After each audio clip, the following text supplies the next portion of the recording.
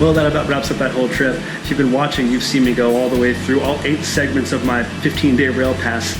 It was an amazing, incredible trip. I would love to do it again as soon as possible, but with everything going on right now, it's a little hard to get out. You may be wondering also, this is filmed 1 year later. And if you want to know all the reasons why, there's a whole different video that I filmed way at the beginning that is me whining and complaining and blah, blah, blah. Suffice it to say, though, I hope you've seen how great this trip is. I saw the Pacific Ocean, I saw the Atlantic Ocean. I was miles from the border of Canada looking up into the mountains. I was 10 feet away from the border wall of Mexico, whipping on the train straight by Chihuahua, Mexico. I rode 6 long-distance trains out of 15 possible, and I want to knock the rest off my list soon, let me just say that. I rode 9,065 miles by rail across this country, around this country. I visited 28 states, 5 of which were new that I'd never been to before, so I could check those off my bucket list as well. And I stopped at 7 major US cities. It was a heck of a trip, and you saw way more of the country than you would had you just flown over it or driven through it. Okay, so let's break down some numbers for this trip for you.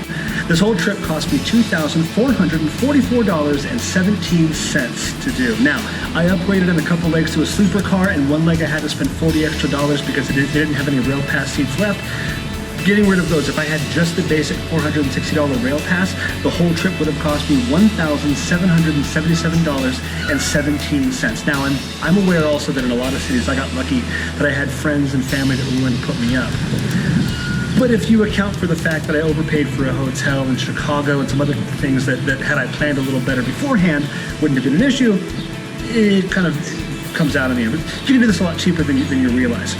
Because even that, breaking down the basic cost of that, ends up being about $118 per day, $118.48 per day. Not bad for a 15-day vacation to see as much as I saw and go everywhere I saw and do everything that I did. Let's break this down by city. The most expensive city I went to was New Orleans, and that cost me $278.44. Now, a close second to that was Chicago, which cost me $278.06. The thing there, though, is at Chicago, a couple of things. One is that I went there twice. I came back through the second time and had to buy lunch. The $20 for lunch put me over. And the second thing is that I had a last-minute hotel there the first time through. If you remember, I didn't plan and ended up at this really fancy hotel I didn't really need to during a conference weekend. The whole thing. But if you take out the lodging and the hotels, the most expensive city that I went to was New York City. And because I was there probably the longest, and it was $235 to be in that city for a few days. Now, again, I stayed at a hotel for free because I had a brother that was staying there. Also, my friend Rob put me up. Thanks again, Rob. And also a big chunk of that, $235, was the Broadway ticket for Hadestown, $149 for that at the time. Still, I tried to live as cheaply as possible. I got a few lucky breaks here, there. Friends helped me pay for food, hotels, all that stuff we talked about. Still, I think I lived pretty cheaply in these cities and did quite a lot and saw a lot of cool things for free or for super cheap anyway. If you want to hear my opinions and break this down a little more, my favorite city was New Orleans. New Orleans, I spent, a day and a half at best in New Orleans. I could have spent maybe 2 or 3 more days there. That was a city I'd never been to before and had never, didn't know what was there outside of like the French Quarter and stuff, but I've heard there's lots of other great things to go see. I've had friends that yelled at me for only really going to the French Quarter. I didn't. I went other places too, but didn't have a lot of time to go much other places. My least favorite city, I'm gonna go ahead and say LA. Sorry, anybody from LA out there. I just wasn't really vibing it. It was, maybe I just didn't have enough time there because everything there takes so long to get anywhere. It's all so spread out. I just wanted to go and see things quickly because I only had 24 hours, but I couldn't. I didn't get to see some stuff I wanted to see just simply because of time. So another day or two there, maybe, but the beach was cool. What was there was cool. I loved Santa Monica Pier. I loved seeing all the tourist sites of like the Hollywood Walk of Fame and stuff. Was cool to finally go there, but I think maybe I was needed more time in LA. It wasn't really my favorite. I love being in Chicago. It was really cool to bump into the Pokemon Festival. I'd been to Chicago before a lot, so I'd seen a lot of those sites, so I kind of knew where I was going a little bit better.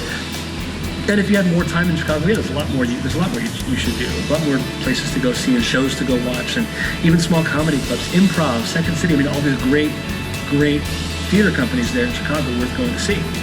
Seattle was cool too. I'd been there before as well, not a lot of time, but I'd been there. My brother was a great tour guide up there. Thanks again, Ben, for all that, showing me around, getting me from place to place, seeing the Troll, seeing Pike Place Market, all those great things up there. Seattle's always great. DC was cool. It was cool going to Washington, DC again. I had not been there since I was like maybe, 11 or 12 or so. But just seeing all the big sites in a 4.5 hour period. Like I look back at that video and I think how much I did in 4.5 hours is just insane. Holocaust Museum was new for me.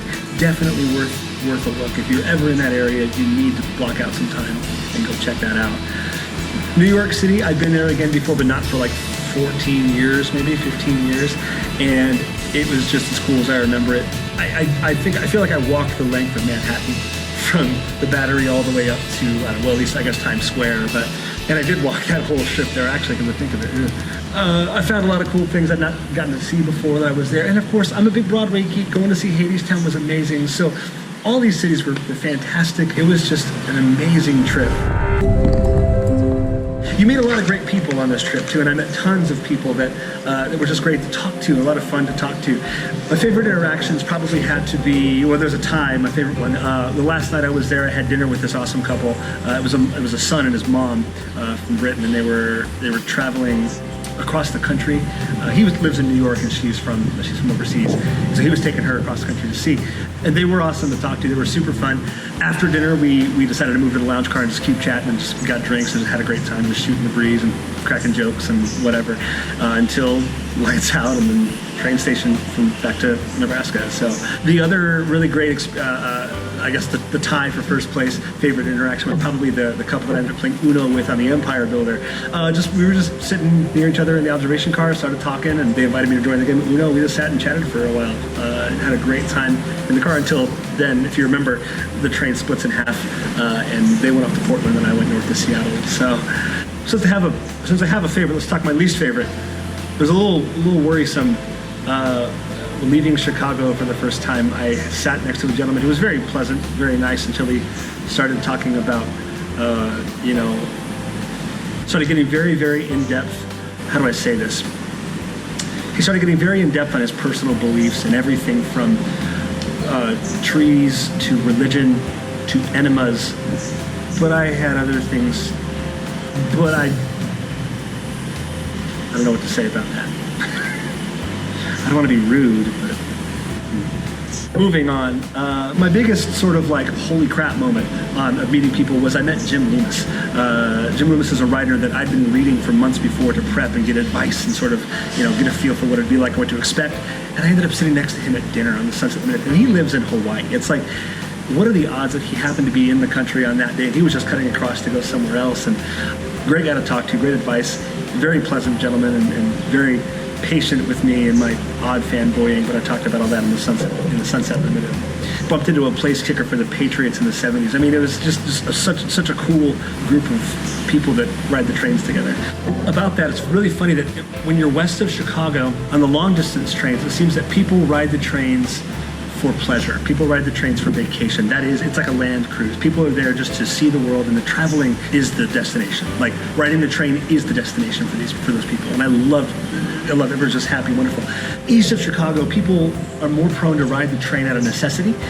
So it's just a different crowd of people. Not bad in any way, by any stretch, but just I noticed the tone change a little bit, and it just showed me a different walk of life. There are people that they use the train to get from DC to Chicago to New York every single day, riding the Northwest Regional. I mean, that kind of stuff, just for business travel. You see more of that on the East Coast. I now see the difference when people talk about the eastern corridors of travel versus like the Great West, the long distance trains when it comes to Amtrak trains. All right, so to wrap all this up anyway, so we'll recap here. Would I do this again? Absolutely. Should you do this? Absolutely. You need to do this trip. You need to find a reason to get on a train. If you've got the time and you're going somewhere, take the extra 2 or 3 days to get there by train. You will not regret it. If you can afford it, splurge for a sleeper. Even if you can't, get a coach seat, go sit in the observation car, and just relax for 2-3 days. It is forced relaxation. You can't go anywhere. You can't do anything, so you have to sit. Your brain shuts off, and you get to just unwind. It was so relaxing, and the views are all constantly changing. I saw, like I said earlier, I saw every inch of the country, I feel like. There are routes I still want to go on that have some views that I've heard are legendary. So I'm going to be doing this again, absolutely, for sure. If you've got the time, do this trip. What I recommend is if you've got the 2 weeks, yeah, go as far as you can. Get a rail pass, do what you can. This time I looped the country. I think if I did this again, I probably would take a rail pass and focus on a region. Maybe just go west, or maybe go to the southeast or something, and just hop around down there before coming back home. This was great, and seeing if I could loop the country in 2 weeks, which I did. But again, some places were a little rushed, and it'd be cool to stop some other places along the way. I rode the trains from end to end usually, but you can stop off at individual points throughout the trip as you go. Well, that about wraps up this video, and I want to thank you all again for your patience with me as you watched as I hopefully got better at video editing and hosting a travel vlog like this. I'm not going to say I was ever a great host at it, but I'd like to think I felt more comfortable by the end of it, and I didn't mind watching myself as much at the end of it as the beginning. Hopefully I get to do more of this kind of stuff. Hopefully you'll see me go some other unique, interesting places. And don't forget, of course, I gotta say it, like and subscribe to this channel if you want to see more of what Flyover Country has to offer. Thanks again for watching. Happy travels, everybody.